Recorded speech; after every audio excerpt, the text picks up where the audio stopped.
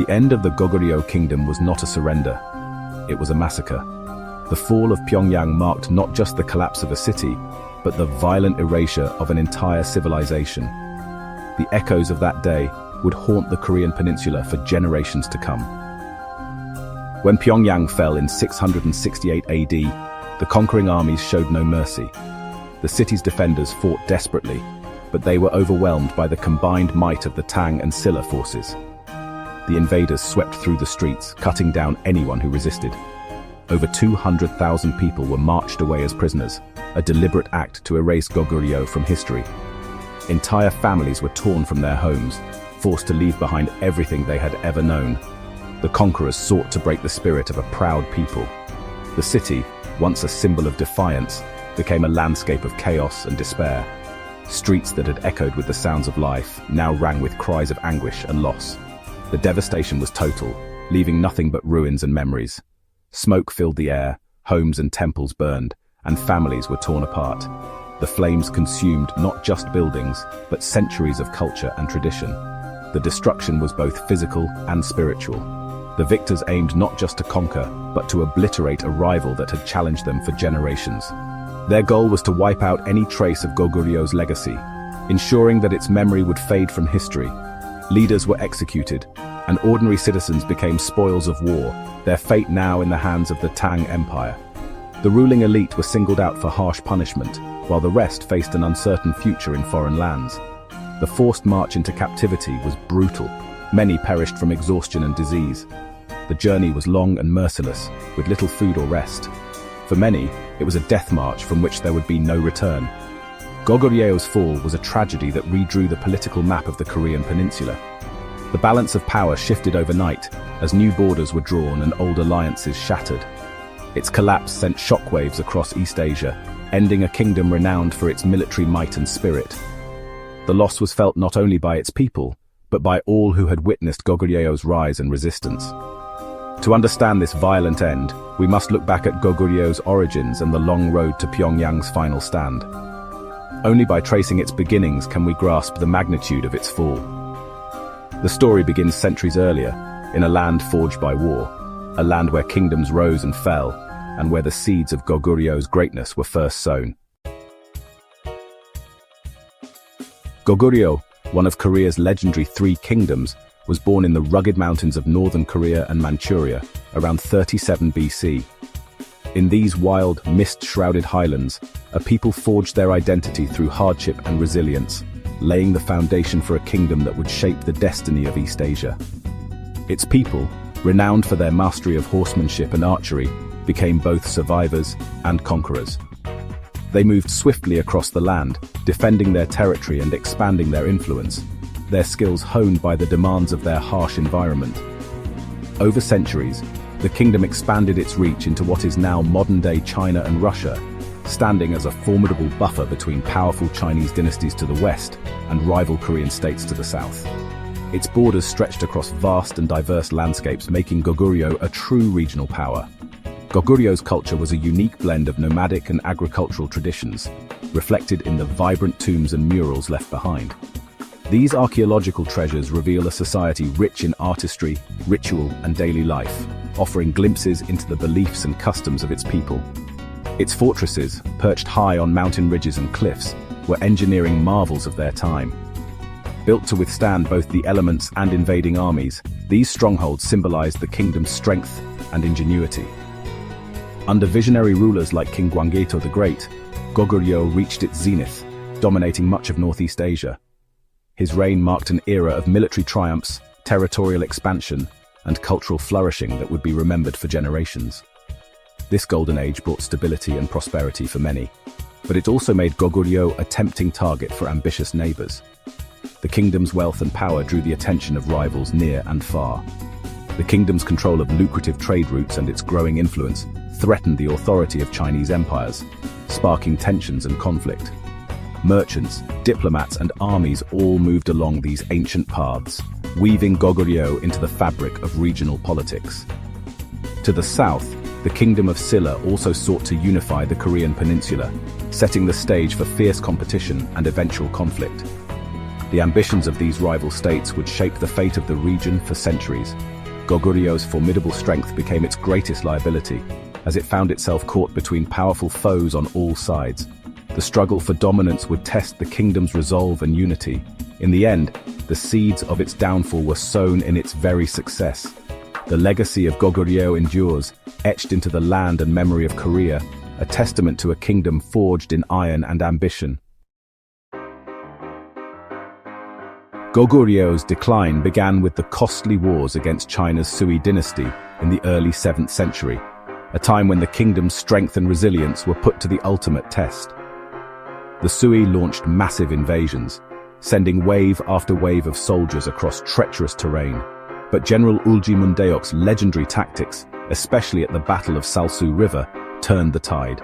His cunning strategies saved Goguryeo from destruction, but the victory came at a tremendous cost. These hard-fought victories left the kingdom exhausted, its people weary, and its treasury nearly empty. The scars of war ran deep, draining resources and morale. The Sui dynasty soon collapsed, but their defeat only paved the way for the rise of the Tang dynasty. The Tang learned from their predecessors' failures, adopting a patient, strategic approach to conquest. The Tang wore Goguryeo down with relentless raids, targeting villages and supply lines, and sought powerful allies among the peninsula's rival kingdoms. Meanwhile, internal divisions grew. Goguryeo's military elites, emboldened by years of conflict, began to vie for power, fracturing the unity that once held the kingdom together. In 642 AD, General Yon Gasamun seized control in a violent coup, overthrowing the royal court and deepening the rifts among the ruling class. His autocratic rule defended the kingdom from external threats, but it also fostered resentment, unrest, and growing instability within the palace walls.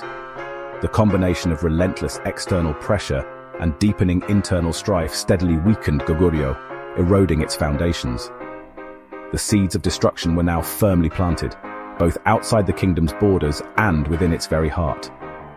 The kingdom's fate was sealed long before the final siege, as the forces that would bring about its downfall had already taken root. Goguryeo's greatest threat was the alliance between the Tang dynasty and Silla. The Tang, powerful and determined, saw Goguryeo as a rebellious obstacle. Silla, once the weakest kingdom, grew strong and ambitious, seeking unification. Silla's leaders, like King Muyol and General Kim Yusin, forged a strategic alliance with the Tang.